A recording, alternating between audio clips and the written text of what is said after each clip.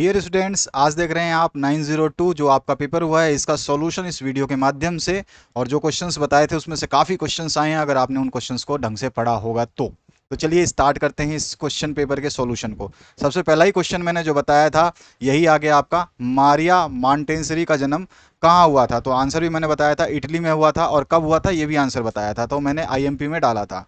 टैगोर को अपने काव्य सम्मेलन संकलन गीतांजलि के लिए नोबेल पुरस्कार कब दिया गया? तो ये दिया गया था सन 1913 में। तो इसमें डी ऑप्शन करेक्ट हो जाएगा। इसके बाद में कॉम्पटे ने भौतिक विकास की कितनी अवस्थाएं बताई हैं? तो आपको अच्छी तरह से पता है कॉम्पटे केवल 3 ही अवस्थाएं हैं, तो यहाँ पे बी ऑप्शन जो है करेक्ट हो जाएगा। इसके बाद जो है राष्ट्रीय शिक्षा नीति 1986 का दस्तावेज कुल कितने भागों में विभाजित था? जब हमने क्वेश्चन पढ़ा था तो एक क्वेश्चन में मैंने आपको बताया था 12 भागों में, तो यहाँ पर जो है ऑप्शन नंबर ए जो है करेक्ट हो जाएगा। ठीक है, इसके बाद जो नेक्स्ट क्वेश्चन है उसकी बात करते हैं। तो यहाँ पर है कुछ करना या क्रिया करने की क्षमता ही ज्ञान है, यह कथन किसका है? तो ये कार्ल इस बेबी का है, तो ए ऑप्शन जो है करेक्ट हो जाएगा। ठीक है, कुछ करना या क्रिया करने की क्षमता ही ज्ञान है, तो इसका जो कथन है ये कथन कार्ल इस बेबी ने दिया था।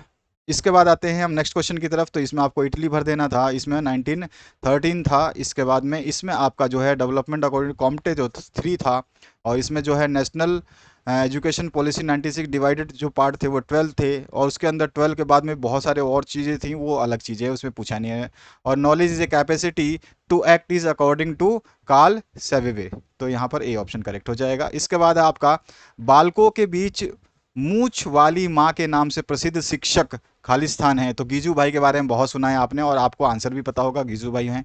उसके बाद में बच्चों के अधिकारों की घोषणा राष्ट्रसंघ ने 1989 में की थी, 1989 में की थी। ठीक है, इसके बाद जो है वर्तमान में, अभी यहाँ पे क्वेश्चन चेंज किया गया है, ध्यान रखना है, यहाँ पे क्या गया है, वर्तमान बोला गया है।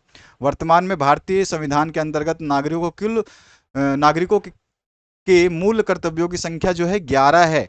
लेकिन अगर ये वर्तमान न लगा के बोलता तो हमारे पास वो नागरिकों की जो थी वो 6 थी। 6 के बाद में संशोधित होते गए, जुड़ते गए, और वर्तमान में अभी 11 हो गए हैं। इसके बाद में माध्यमिक शिक्षा आयोग, और आने वाले वर्तमान में शायद और भी बढ़ जाएं या कम हो जाएं। माध्यमिक शिक्षा आयोग का गठन ये भी मैंने बताया था कौन से सन में, 1952 में। आपको आंसर देना था, ये भी मैंने क्वेश्चन बताया था। राष्ट्रीय पाठ्यचर्या की रूपरेखा में कक्षा 1 से लेकर 12 तक की पाठ्य पुस्तक या पाठ्यचर्या को प्रस्तुत की गई थी।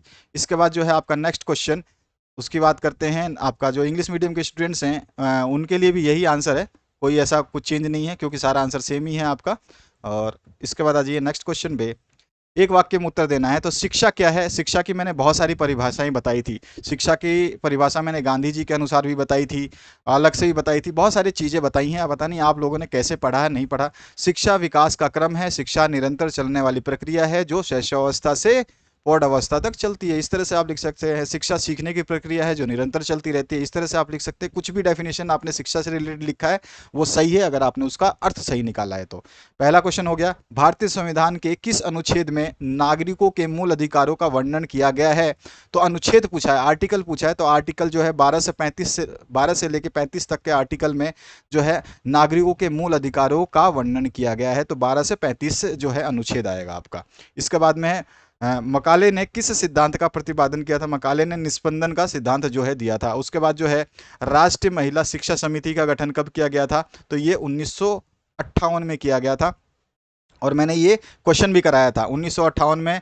जो समिति गठन की गई थी वो किसके निर्देशन में की गई थी? वही है आपका राष्ट्रीय महिला शिक्षा समिति जो गठित की गई थी। अब आते हैं हम नेक्स्ट क्वेश्चन की तरफ, जो है हेनरी के अनुसार पाठ्यचर्या क्या है? तो हेनरी का इसमें सीधा सीधा डायरेक्ट आपसे परिभाषा पूछ ली है।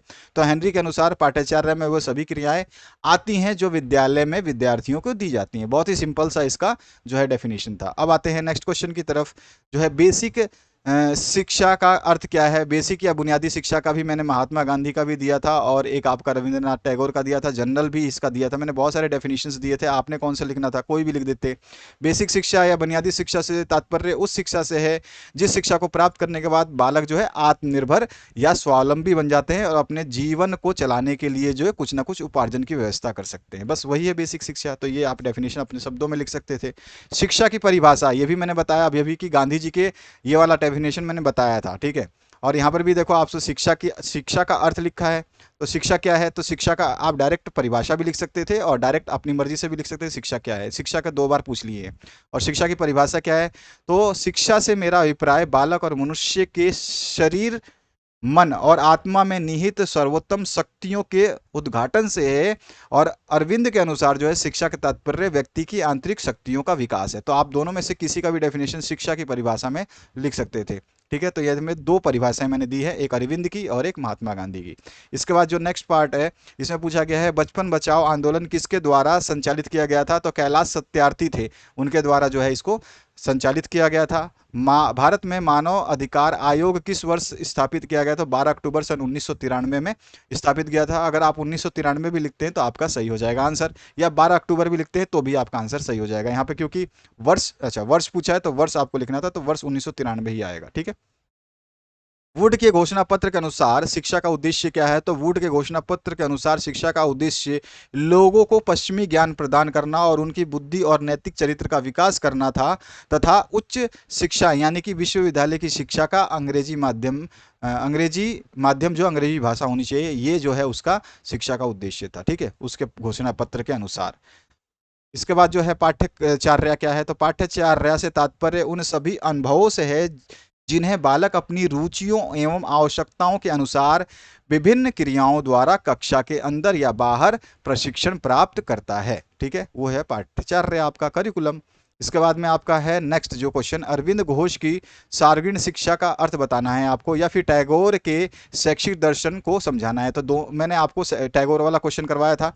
तो टैगोर का मानना था कि प्रकृति, मानव तथा अंतर्राष्ट्रीय संबंधों में परस्पर मेल एवं प्रेम होना चाहिए। वे सच्ची शिक्षा के द्वारा वर्तमान के सभी वस्तुओं में मेल और प्रेम की भावना विकसित करना चाहते थे। टैगोर का विश्वास था कि शिक्षा प्राप्त करते समय बालक को स्वतंत्र वातावरण मिलना परम आवश्यक है। तो ये इस तरह से आप इसके दर्शन को समझा सकते थे, या कोई डेफिनेशन भी लिख जाते तो आपका ये आंसर सही हो जाता है। इसमें कुछ ज़्यादा खास नहीं पूछा है।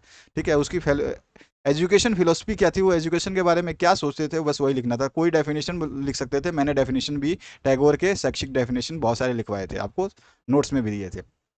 सामाजिक परिवर्तन को परिभाषित कीजिए या फिर समता का अर्थ बताइए। तो मैंने यहाँ पे सामाजिक परिवर्तन को जो है आसानी से परिभाषित कर दिया है। ये देखिए, सर जोन्स के अनुसार सामाजिक परिवर्तन वह शब्द है जो सामाजिक क्रियाओं तथा सामाजिक संगठन के किसी अंग में अंतर अथवा रूपांतरण को वर्णन करने के लिए प्रयोग किया जाता है। बहुत सिंपल सा डेफिनेशन हमने लिख दिया सामाजिक परिवर्तन। ठीक है, और भी बहुत सारे डेफिनेशन आप किसी की भी लिख सकते हैं। परिभाषा की बात हो रही है तो परिभाषा को ध्यान से लिखना चाहिए। इसके बाद में आपका जो नेक्स्ट क्वेश्चन है, इसमें पूछा गया ज्ञान की कोई 5 विशेषताएं लिखिए। ज्ञान की कोई भी 5 विशेषताएं लिखते थे। ज्ञान तो आप जानते ही सर्वोपरि है, सत्य है, अभिज्ञ है, कभी समाप्त नहीं होता, निरंतर चलने वाली प्रक्रिया है, इसकी कोई दायरा नहीं है, कोई सीमा नहीं है, बहुत सारी चीज़ें हैं। तो इसमें मैंने लिख दिया है जो भी सत्य है वो ज्ञान है। ज्ञान को अनुभव से प्राप्त किया जा सकता है। ज्ञान का कोई दायरा नहीं होता, इसकी कोई सीमा नहीं होती है। ज्ञान निरंतर चलने वाली प्रक्रिया है, अर्थात कभी समाप्त नहीं होने वाली प्रक्रिया है। ज्ञान में विस्फोट नहीं होता, अर्थात ज्ञान धीरे धीरे बढ़ता है, ना कि एक झटके में। उसके अलावा ज्ञान कभी समाप्त नहीं होता, और सूचना का स्रोत जो है ज्ञान है। तो इस तरह से हमारे बहुत सारे मैंने लिख दिए, 5 कोई भी लिखने थे, और भी हैं, आप अपनी मर्जी से और भी अपने मन से भी बना सकते हैं। इसके बाद में बच्चों में ज्ञान निर्माण की किन्हीं 2 सिद्धांतों का वर्णन करिए। बहुत सारे सिद्धांत मैंने बताए थे आपको, कोई भी 2 सिद्धांत अगर आपको ये नहीं करना था तो ये कर देना था। इसके बाद में पाठ्यचर्या, वो पाठ्यक्रम में भेद आपको अंतर बताने हैं। तो देखिए, एक तो अर्थ बता सकते हैं, अर्थ के हिसाब से अंतर बता सकते हैं। तो अर्थ के हिसाब से पाठ्य वस्तु या पाठ्यक्रम एक दस्तावेज है जिसमें एक विषय में शामिल अवधारणाओं के सभी तत्व निहित होते हैं। ठीक है, और पाठ्यचर्या क्या है, पाठ्यचर्या वह समग्र विषय वस्तु, वह अनुभव है जो एक विद्यार्थी किसी शैक्षिक व्यवस्था में ग्रहण करता है। तो ये पाठ्यचर्या आता है। पाठ्यक्रम और पाठ्यचर्या में ये अंतर है। उत्पत्ति के संदर्भ में बात करें तो पाठ्यक्रम की उत्पत्ति ग्रीक शब्द से हुई है जो कि हम सिलेबस बोलते हैं, और पाठ्यचर्या को हम करिकुलम बोलते हैं। इस शब्द की उत्पत्ति जो है लैटिन शब्द से हुई है। ये अंतर बता सकते हैं। प्रकृति के संदर्भ में ये वर्णनात्मक होता है और ये निर्देशात्मक होता है। ये वर्णित होता है, ये निर्देश देता है। और ये जो है क्षेत्र के संदर्भ में ये संकुचित होता है और ये विस्तृत होता है, व्यापक होता है। ठीक है, निर्धारण के संदर्भ में, क्योंकि आपका 2 नंबर का क्वेश्चन है, 2 या 3 नंबर का क्वेश्चन है, तो 3 कम से कम आपको डिफरेंस लिखने ही लिखने हैं। ठीक है, और निर्धारण के संबंध में विभिन्न बोर्डों के द्वारा निर्धारित किया जाता है, और सरकार या विद्यालय और विश्वविद्यालय और जो है संस्थान के प्रशासन द्वारा इसको निर्धारित किया जाता है करिकुलम को। और ये बोर्ड के द्वारा पाठ्यक्रम जो है बोर्ड बनाता है। इसके बाद में अवधि के संदर्भ में जो है एक निश्चित अवधि या सामान्य 1 वर्ष के लिए होता है, और कोर्स के अंत तक होने के लिए जो है ये पाठ्यचर्या चलाया जाता है। ये जब तक कोर्स खत्म नहीं होता तब तक चलाया जाता है, और ये इसकी अवधि जो है 1 वर्ष सामान्यतः मानी जाती है। और भी है इसमें, एक से दूसरे शिक्षक में इसके पक्षों को लेकर के समानता नहीं होती है, और सभी शिक्षकों के लिए ये जो है समान होता है आपका पाठ्यचर्या। तो इस तरह से आप डिफरेंसेस लिख सकते थे, कोई भी 3 या 4 डिफरेंसेस लिख सकते थे। इसके और पार्ट में आपसे क्वेश्चन पूछा गया है, विश्वास की अवधारणा स्पष्ट कीजिए, तो आप कॉन्सेप्ट ऑफ बिलीफ को भी जो है स्पष्ट कर सकते थे। उसके बाद में 14वां जो क्वेश्चन है, जॉन डीवी के अनुसार शिक्षा के उद्देश्य, पाठ्यक्रम और शिक्षण विधियां बताइए। इसके अलावा जो है अरविंद घोष के दार्शनिक चिंतन को समझाइए। आपको जॉन डीवी का कर देना था, बहुत इजी सा था, इसको भी मैंने बताया था आपको जॉन डीवी के क्या क्या हैं। और विद्यालय प्रबंध समिति की भूमिका का वर्णन कीजिए। विद्यालय प्रबंध समिति का जो क्वेश्चन है ये आपसे अगले पेपर में भी पूछा जाएगा, थोड़ा सा ध्यान रखिएगा, अभी नहीं, इससे जो आपका 304 है उसमें पूछा जा सकता है। 304 में भी विद्यालय प्रबंध का जो है बहुत ज़्यादा पूछा जाता है। समता एवं समानता में अंतर स्पष्ट कीजिए। और विद्यालय प्रबंध के बारे में तो हमने डिस्कस पहले भी किया था नोट्स में। राष्ट्रीय शिक्षा नीति के बारे में मैंने बता दिया था कि राष्ट्रीय शिक्षा नीति के बारे में पूछता है। 1986 की विशेषताओं का आपसे पूछा गया है, और सीमांतीकरण की अवधारणा को जो है स्पष्ट करना है या टिप्पणी लिख देनी है। इसके बाद में ज्ञान एवं सूचना में अंतर, ये भी आपको बताया गया था, ज्ञान क्या होती है, सूचना क्या होती है, और ज्ञान की प्रकृति एवं ज्ञान निर्माण के विभिन्न सिद्धांतों का वर्णन आपको करना था। इसके बाद जो अंतिम प्रश्न पे आते हैं, इसमें जो है मानव समाज में शिक्षा की प्रक्रिया का सविस्तार वर्णन कीजिए। मानव समाज में शिक्षा, ये भी मैंने आपको क्वेश्चन बताया था। इसके बाद में और पार्ट में मानव समाज में शिक्षा की आवश्यकता क्यों होती है, इसका महत्व क्या है, तो मानव समाज में शिक्षा का महत्व, ये भी मैंने बताया था, तो इस क्वेश्चन को भी आपको कर देना था। 5 नंबर के हैं ये। शिक्षा के लक्ष्य और उद्देश्य आप आसानी से बता सकते हैं, ये सारे हमने जो है डिस्कस किए थे नोट्स में। असमानता से क्या तात्पर्य है, शिक्षा में असमानता के क्या कारण है, या तो आप ये कर सकते थे या आप ये कर सकते थे। इसके बाद जो अंतिम प्रश्न आता है, शिक्षक एवं समाज में क्या संबंध है, और शिक्षक की समाज में स्थिति का आलोचनात्मक मूल्यांकन कीजिए। शिक्षक और समाज का संबंध वाला क्वेश्चन मैंने बोला था आएगा, तो उसको आपने किया होगा अच्छी तरीके से, मुझे पता है कि ये क्वेश्चन सभी ने किया होगा। सामाजिक परिवर्तन से आप क्या समझते हैं, अभी मैंने ऊपर बताया आपको सामाजिक परिवर्तन क्या होता है। सामाजिक परिवर्तन में अध्यापक की भूमिका को स्पष्ट करना, ये भी क्वेश्चन मैंने आपको IMP में बताया था। तो ये थे सारे आपके सॉल्यूशन जो है आपका 902 का। अब 903 जब होगा तो 903 आप जब भेजेंगे PDF को, जैसे ये PDF भेजा है, जिस बच्चे ने भेजा है उसका मैं थैंक्स कहूँगा कि साफ PDF भेजा है। तो आप इसी तरह से अपने जो PDF है उसको साफ तरीके से भेज सकते हैं, ताकि हम उसके सॉल्यूशंस को बना दें। तो PDF भेजते समय हमेशा ध्यान रखें कि आपका PDF साफ हो, ताकि हमें सॉल्यूशन बनाने में भी अच्छा लगे और आप लोगों को देखने में भी।